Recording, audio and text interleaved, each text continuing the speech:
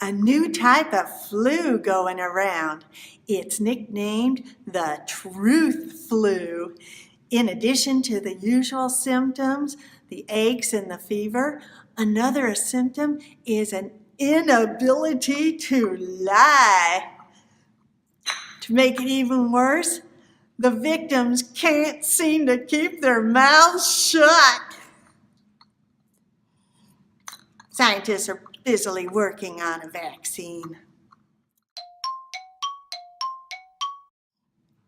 There's speculation that this particular strain was bioengineered by the Bernie supporters.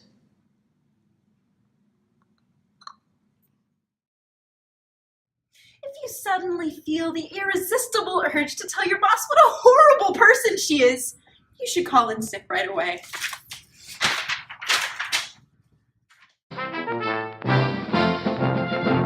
No one wants you coming to work with the truth flu. If you think you have the truth flu, stay at home. Disconnect your phones. Don't write any emails. Don't panic. The flu, however unusual, is not life-threatening. The government had to issue an emergency shutdown due to the truth flu. Apparently, its employees cannot function while they are incapable of lying. The shutdown was an emergency response to the government officials volunteering press interviews. Do you know why we put the fluoride in everyone's water? I'll tell you. Because we want all the working class people to get sick and die of what looks like natural causes by the time they reach the retirement age. So we don't have to pay them Social Security benefits. Long-term exposure to fluoride causes obesity, heart disease, diabetes, kidney failure, Alzheimer's, arthritis-like aches and pains, osteoporosis, and cancer. Look how well it's working. Half of the American adults have a cardiovascular disease now, which is the #1 killer. And guess what? The blacks and the Hispanics are twice as likely to have diabetes. Isn't that great? We definitely want to get rid of them the most. 1 out of every 3 Americans has pre-diabetes, which will develop into diabetes 2 within 5 years. Over 32% have high cholesterol.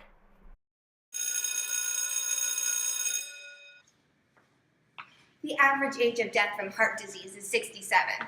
That's retirement age. Guess what? It's not a coincidence. Check this out. The national fluoridation started in 1950, and the obesity rates have more than tripled since then, from 10% to 35%.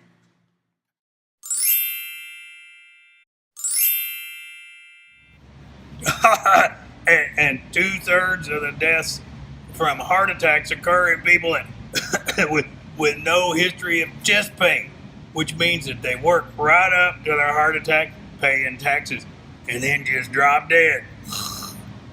That, of course, is the ideal scenario. It actually helps that most cities have lead and arsenic in the water. Fluoride, well, it actually leaches more lead from the pipes and fittings, and it intensifies the negative effects of lead.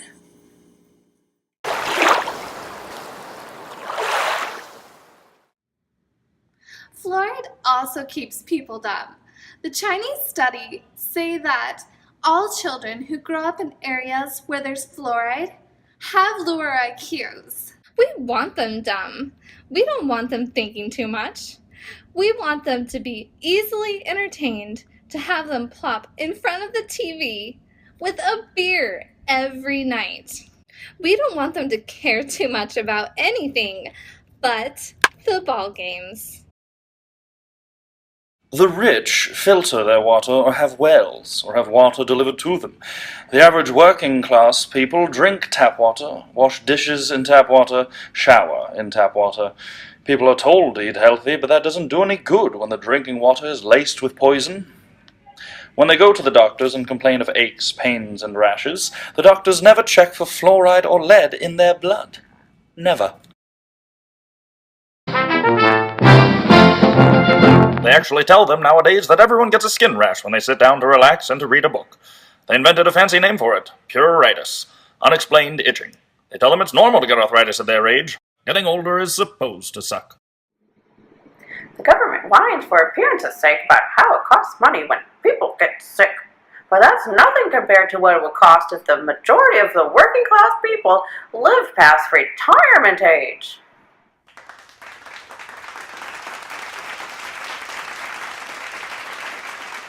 Americans are urged not to believe the flu victims.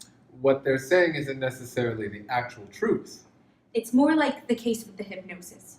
When a person is hypnotized, he will say what he believes to be the truth rather than the real truth. Like all those other people who claim to be abducted by aliens. They describe the experience using the subconscious memories absorbed from the movies. No one was really abducted, of course. Excuse me. So as I was saying, the flu truth may only reflect the person's beliefs, not the actual truth.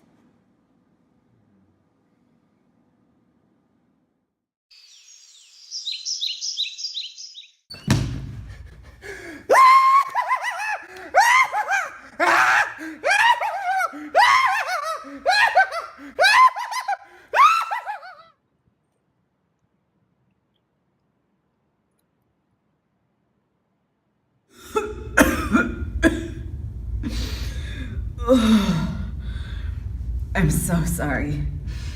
Where was I? The aliens, right. I wake up to a bright blue light shining into my face. Suddenly, I float up and rise. I go through the ceiling and through the roof without feeling anything like any of the materials. I enter the UFO hovering above my house, and I land on a flat table on my back. A few ugly aliens surround me. I'm not weightless anymore. I feel the hard surface of the table beneath me. I'm naked.